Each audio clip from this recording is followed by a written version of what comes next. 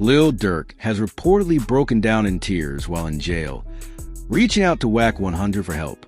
According to sources close to the situation, Durk made a desperate phone call from behind bars, pleading with the infamous West Coast manager and music executive to step in, call his lawyers, and assist with the mounting bail money the court demanded. While many fans remain unsure of the true nature of the relationship between Lil Durk and Wack 100, what's becoming clear is that Durk seems to rely on him in ways that no one could have predicted. The rap world is now buzzing with one question. Why did Lil Durk turn to Wack 100 of all people? And what does this mean for the already fractured alliances in hip-hop? The story begins in the quiet tension of a courtroom, where Durk, facing new charges tied to an old case, looked more broken than fans had ever seen him.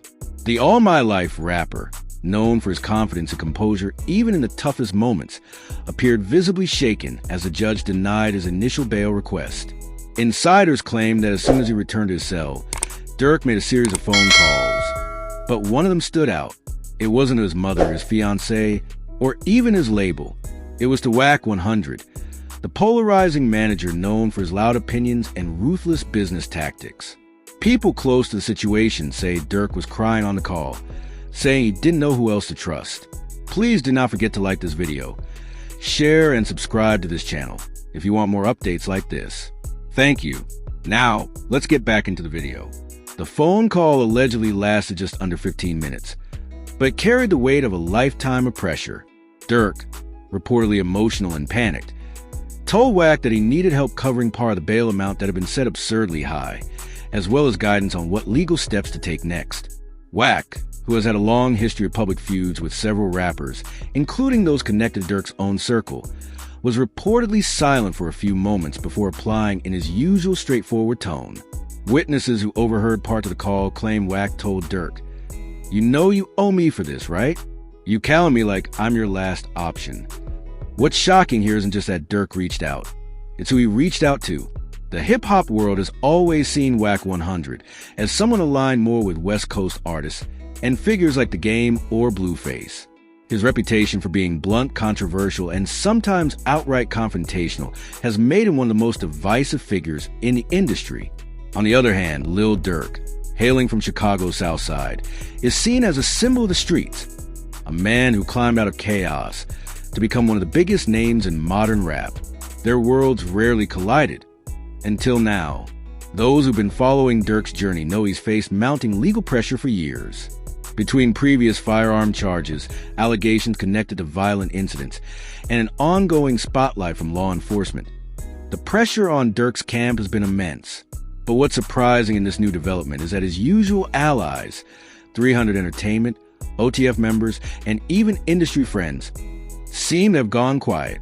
No one has publicly addressed Durk's current legal battle, leaving fans wondering whether the Chicago rapper has been left to face the system alone.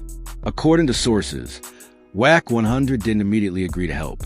He reportedly told Durk he would look into it and see what could be done. But that response, though simple, was enough to give Durk a glimmer of hope. After the call ended, insiders say Durk sat on the edge of his jail cot, staring at the floor in silence. For someone who's built a legacy off strength, loyalty, and resilience, it must have been a crushing moment to realize that he might not have as many allies as he once thought. Rumors began spreading fast, faster than ever. Within hours of word leaking out about Durk's desperate plea, social media exploded. Fans on X, formerly Twitter, started posting hashtags like #FreeDurk and #WackSaveDurk, with many speculating that Wack 100 now had the upper hand in an unexpected power shift. Some even went as far as suggesting that Wack might use the situation to leverage influence over Durk's career once he's released. If Wack helps him out now, one fan tweeted, he basically owns part of OTF whether they like it or not.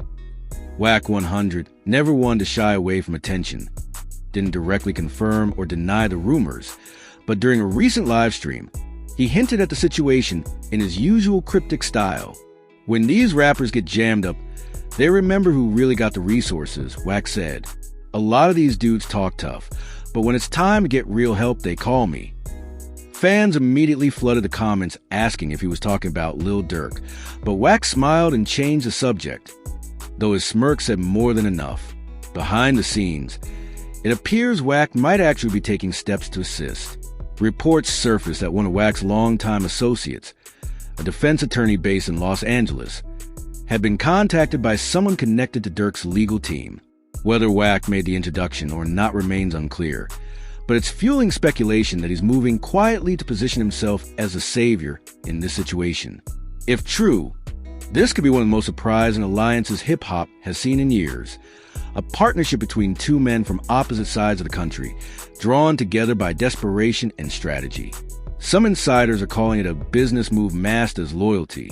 Wack 100, after all, doesn't move without a plan. Those who watch his career know he's always 10 steps ahead, whether it's negotiating deals, managing artists, or involving himself in high-profile conflicts.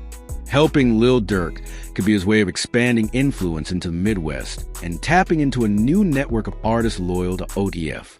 On the other hand, it could simply be a case of Wack recognizing an opportunity to build a bridge with one of the most influential names in modern rap. But for Lil Durk, this isn't about politics. It's about survival. Sitting behind bars with uncertainty hanging over his head, Durk reportedly told close associates that he just wants to make a home to his family. He's grown tired of the constant cycle of fame, fear, and fighting for his freedom.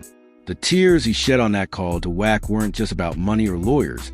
They were about exhaustion, years of losing friends, facing public scrutiny, and carrying the weight of the streets have clearly taken a toll. What's ironic, though, is how many of Durk's rivals have seized a moment to mock him. Some bloggers and lesser-known rappers have posted clips implying that Durk's tough image is starting to crack. Others say the situation exposes how isolated he's become at the top. Whereas all the people he put on, one comment read, "Why he calling Wack if OTF so solid?" It's a painful reality in the rap world. The higher you climb, the fewer people you can truly depend on. Still, a few industry figures have come to Durk's defense. DJ Academics, who has had his fair share of conflict with Durk, even commented on the situation during a live session, saying, "Look, man, we don't know the details, but if Durk really called Wack, that a power move. Ain't nobody gonna clown him for trying to survive.